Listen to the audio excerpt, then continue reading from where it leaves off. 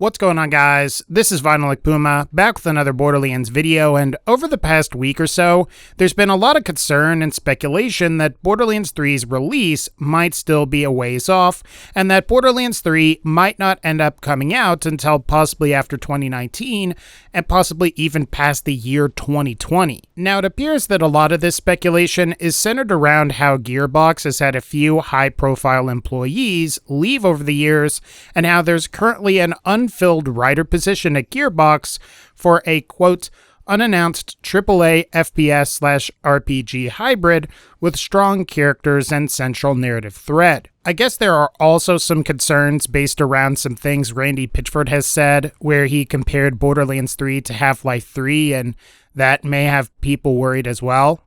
But the thing is, while I think there are some valid concerns that people can have about Borderlands 3, especially when it comes to whether Borderlands 3 will be more like Borderlands 2 or end up being more like Destiny, I think a lot of the reasons being cited that Borderlands 3 will come out after 2020 aren't really valid when you start to look into them more. When it comes to the situation with the writer, it's worth mentioning that the vacant job listing at Gearbox says as follows. Gearbox is looking for someone to join the writing team for an unannounced AAA FPS RPG hybrid with strong characters and central narrative thread. The successful candidate will join the writing team to write, punch up, and iterate scripts in line with established story and plot outlines. Responsibilities will include writing dialogue for voiceover and in-game text for missions, flavor, and user interfaces. A love for comedy writing with respect for a serious underlying plot is helpful. The ability to work with a team and to accept notes, criticism, and the iterative process is a must. I would like to draw your attention to the successful candidate will join the writing team to write, punch up, and iterate scripts in line with established story and plot outlines. I interpret this to mean that Gearbox was looking to add another member to the writing team to work on pre-established story and plot outlines, meaning this person isn't going to be writing the entire story. Plus, something else that's worth considering is that this is likely a mid-level position, given that the minimum experience listed for the job description is mid-level. The thing is, I think if Gearbox was still, in fact, looking for a lead writer for Borderlands 3, then they would have said so in the job's description. After all, if you look at some of the other positions Gearbox is hiring for, notice how they have clear listings for junior server programmer and senior server programmer in addition to the more generic server programmer position. Not to mention that if you look at the experience level desired for these positions, Junior is clearly listed as an entry-level position, while both the senior and regular server programmer positions are looking for people that are currently very experienced. I guess the point that I'm trying to make here is that just because Gearbox is looking for a writer and the position has gone unfilled since October 2017, that doesn't necessarily mean that there's no lead writer for Borderlands 3. And as I mentioned earlier, the position Gearbox is hiring for appears to be a mid-level position, meaning they would likely be working under the current lead writer for Borderlands 3. I also doubt that the lack of a single mid-level employee is going to be the sole thing that delays Borderlands 3 to 2020 and beyond. Maybe if it was the lead writer I could understand, which is something I suppose we should talk about now. It is true that Gearbox has lost a number of lead writers over the past couple of years. Anthony Birch, the lead writer for Borderlands 2, left Gearbox in 2015 to pursue a Hulu series. Battleborn's lead writer Aaron Lind left Gearbox shortly after Battleborn's launch in 2016. And of course, finally and most importantly, Mikey Newman, who wrote Borderlands 1 and was confirmed as the lead writer for Borderlands 3, left Gearbox in 2017 due to health complications from multiple sclerosis. Now, at first glance, I would argue that Mikey Newman's case is pretty bad. After all, losing one of the key people to making Borderlands, let alone the next Borderlands title, is never a good thing. Especially since Gearbox has lost a number of other key personnel in the past, like Matt Armstrong, who created Borderlands, and David Edding, who was the voice for Claptrap. At the same time, Newman leaving doesn't appear to have slowed down development. After all, Newman announced his departure from Gearbox in June 2017, and Take-Two originally announced that the highly anticipated title from one of 2K's biggest franchises was still on track to come out during the 2019 fiscal year earlier in February of this year. Also, going back to the writer position that people seem to be concerned about, it's worth mentioning that it was originally listed in October 2017. And Take-Two originally said that the highly anticipated title's release was still on track in February 2018. Granted, things changed shortly before E3, and the same highly anticipated title is now coming out in fiscal year 2020. However, I don't think that Mikey Newman's departure, let alone the vacant writer position, is anything to be concerned about. If anything, my guess is that another senior member of Gearbox's writing team stepped up and is currently the lead writer for the next game. While there is obviously some intent to eventually replace Newman at some point, as the studio is looking into hiring a new writer, it's also possible that they're in a position where they can manage working one man down until Borderlands 3 finally ships. Or maybe it's possible that Newman is still around as sort of a consultant, helping the new writer and the writing team.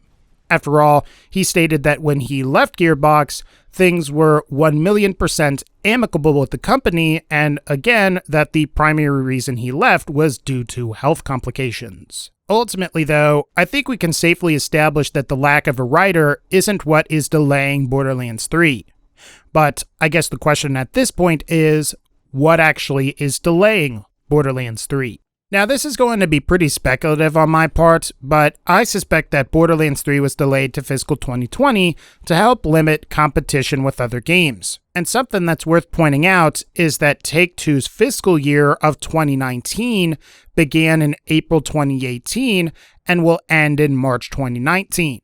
Meaning that Borderlands 3 was likely originally slated for as late as a Q1 2019 release. Now that the game is going to be a fiscal year 2020 release, Borderlands 3 will end up coming out sometime between April 2019 and March 2020. The advantage of releasing Borderlands 3 later in 2019 is that it avoids competition with a number of other games.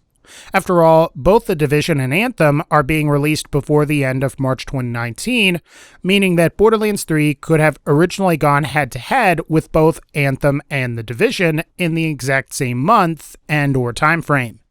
By releasing later, Gearbox and Take-Two can let both games' cycles die down to give Borderlands 3 a more open period in which to release. Plus, people that get tired of Anthem and The Division will likely migrate over to Borderlands, also potentially increasing the sales. The only thing that Borderlands 3 would have to compete with at that point would be whatever Destiny 2, Anthem, and Division 2 DLC are made available. Given the decline of Destiny 2, as well as some of the lack of hype surrounding Anthem, I'd say the only title we would have to worry about would be The Division 2. And really, unless The Division 2 has an amazing launch and amazing post-launch support, then I'd say Borderlands 3 is probably going to be okay.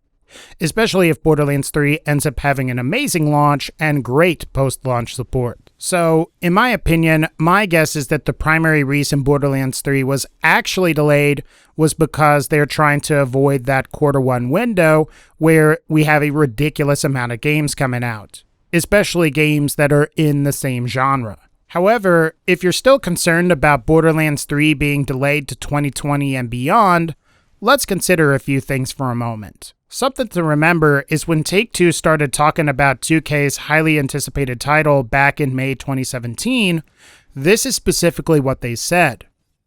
Looking ahead to fiscal 2019, we expect to deliver both record net sales and record net cash provided by operating activities in excess of $2.5 billion and $700 million, respectively, led by the launches of Rockstar Games' Red Dead Redemption 2 and a highly anticipated new title from one of 2K's biggest franchises. I interpret this statement as Take-Two basically saying that they think Red Dead is going to make about $2.5 billion, while 2K's highly anticipated title will make about $700 million. $700 million is an insane amount of money, and assuming that the highly anticipated title is Borderlands 3, which we've got good reason to assume it is, as Borderlands 2 was 2K's most profitable title ever, you have to understand that there is a tremendous amount of money on the line here.